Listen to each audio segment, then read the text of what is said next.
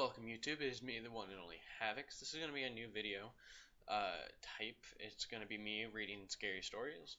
I guess this is a big thing on YouTube, or at least it is to some people. At least the person who suggested this to me. It's a really big thing for her. So I'm going to give it a go.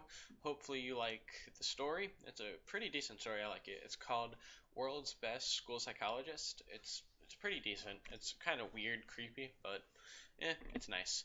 Um, if hopefully you like that. If you don't like that, hopefully you find the gameplay behind it interesting. I liked recording it, so hopefully you guys like it. If you like the video, give it a like, subscribe to view more. More is on the way, and I will see you guys in the next one. Hope you enjoy. Bye.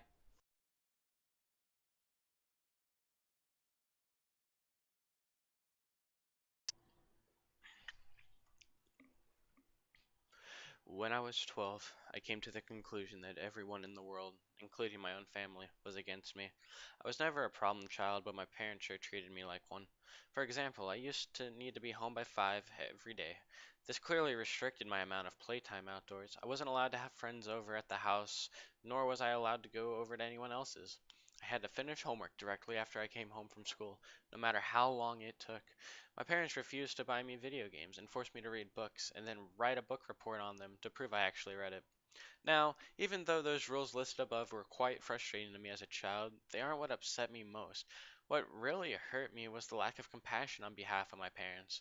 My mother was a bitter woman who always made me feel guilty of accidents or mistakes I've made. My father only knew one emotion, frustration. The only time he spoke to me was when he screamed at me for receiving poor test scores or beat me for misbehaving. But enough about them. Let's talk about my school psychologist. For his own privacy, we'll call him Dr. Tanner. Like most junior high schools, a psychologist is always available on campus during school hours to assist any student in need of counseling, whether it is emotional, academic, social, behavioral, etc. To be honest, I never seen any student talking with him. Every day I would walk past his office on my way to the cafeteria, peek through his door's little window. He would always be alone in there, working on some paperwork. I guess that most kids were too afraid to speak about their problems to an adult who was practically a stranger. For this reason, it took me 3 weeks to muster enough courage to go into his office. March 2nd of '93 was the day I decided to voice my troubles to Dr. Tanner. During lunch break, I stood in front of his office door and knocked. Through the window, I could see him raise his head, smile, and motion for me to come in. I did. He greeted me by introducing himself and asking for my name. Dr. Tanner was a very soft-spoken man who seemed to radiate kindness. In less than 30 minutes, I rambled to Dr. Tanner about how mean my parents were to me and how they didn't care about me at all. After a while, my voice began to quaver, and I stopped speaking. The psychologist listened patiently to my whole spiel, arms folded and head nodding. I half expected him to begin talking about how everything I had just said was untrue and that my parents loved me dearly and blah blah blah blah blah. He didn't. Dr. Tanner leaned towards me with a grin on his face and he said, "You know, I'm the best school psychologist in the world. I promise we will fix this." I rolled my eyes. "Okay, but how?" I asked. "I have my ways," he replied. "I'm a man of my word. I promise that within just 1 month, the relationship between you and your parents will change for the better. Forever." After a brief pause, he continued, "Although, I do need you to make me a promise. You have to promise me that you'll come back to my office after school tomorrow and that you won't tell anyone that we had this conversation today. It'll be our little secret." I promised. The following day I returned to Dr. Tanner after school. It was around 4 p.m. when I entered his office. After a warm welcome, he asked me to have a seat in front of his desk once again. Upon sitting down, I watched Dr. Tanner close the blinds of the door's tiny window. "There," he smiled. "Now we all have the privacy we need." We began to talk about my likes and interests, my favorite subjects in school, my least favorite, and things of the like. About an hour into the conversation, Dr. Tanner had offered me a soda. I gladly took the offer, considering my parents never allowed me to drink soda. Dr. Tanner reached over to his mini fridge and fidgeted around before setting down 2 open cases of soda on the desk. Afterwards, we continued to talk about what was going on in my life, but it wasn't long before I passed out from whatever drugs Dr. Tanner placed in my drink. It took me a minute or so to adjust my blurred vision upon awakening, and when it did, I had no idea what to think. I was handcuffed to a bed, and my mouth was sealed with duct tape. I immediately began to panic, squirming and tugging at the cuffs, but gave up soon after. My eyes widened in disbelief after looking around the room. There were posters of superheroes pinned along the walls and photographs of famous athletes on shelves. In the middle of the room was an old television and Super Nintendo, various game cartridges stacked alongside it. I didn't know what to think. Here I am in a room filled with items most kids would die to play with. I would have probably cried from joy hadn't I been handcuffed to a bed frame. My stomach sank once again as the door opened and Dr. Tanner walked in. He sat down on the edge of the bed. "Now listen," he said. "Remember that I'm here to help you and I would never hurt you, okay?" Dr. Tanner gently removed the tape from my mouth and then the cuffs from my hands. My first instinct was to begin crying, but somehow, and something about Dr. Tanner made me feel safe. He smiled at me.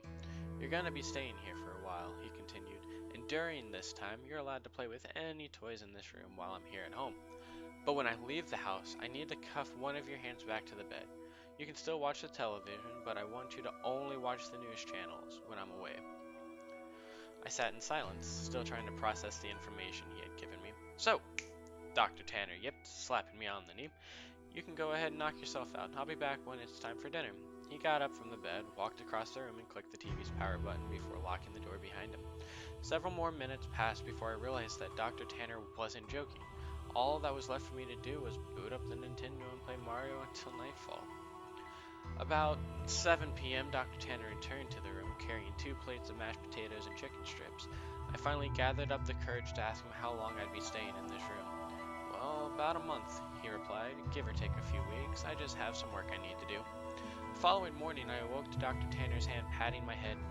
"Hey, bud, you don't have to wake up right now if you don't want, but I'm gonna need to put this back on," he whispered, clamping the cold steel handcuff onto my wrist. I gazed up at him.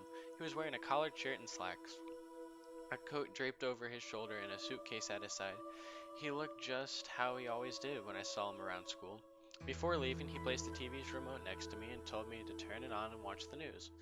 First thing I saw upon turning it on was a breaking news segment. An important looking police officer stood at a podium, surrounded by people with microphones. I happened to begin viewing halfway through his speech. "A statewide Amber Alert has been issued as of this morning. We have several investigators working towards identifying potential abductors, but as of right now, there is not much evidence.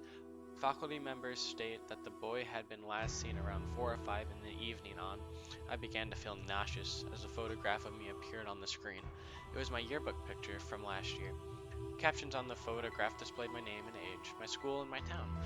Above my picture were alternating titles: "FBI begins search for child," and "Kidnapping suspect unknown," and "Potential runaway." The live footage continued, and 2 figures I soon recognized as my mom and dad stepped up to the podium. But both appeared to have reddened eyes. Tears streamed down my mother's face as she took hold of the microphone.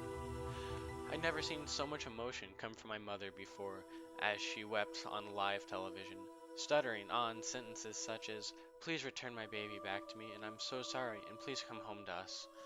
When my father took the mic, I nearly expected his attitude to be stone cold, but he too had tears in his eyes. He pleaded to the world to bring his son home safely, and lastly begged for my forgiveness.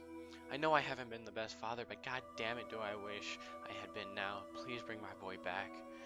I turned the power off shortly after. My emotions were mixed, for I had never once seen my father cry.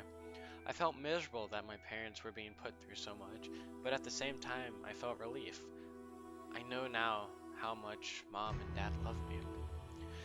Nearly 4 weeks had passed, and Dr. Tanner has been treating me with the utmost respect. He leaves me in the morning cuffed to the bed frame, but returns in the afternoon to eat lunch and dinner with me, talk and play games. I never would have guessed how good Dr. Tanner was at Monopoly and Scrabble. But one morning when Dr. Tanner woke me before heading off to work, I noticed a stern look on his face. I also realized that it was 3 hours earlier than when he usually wakes me. "You need to watch the news today, no exceptions. I want you to keep the television on all day and pay close attention to it," he said grimly. I, of course, complied and watched him exit the room. About 2 hours later, a breaking news segment interrupted the toothpaste commercial I was watching. The title: "Human Remnants Found."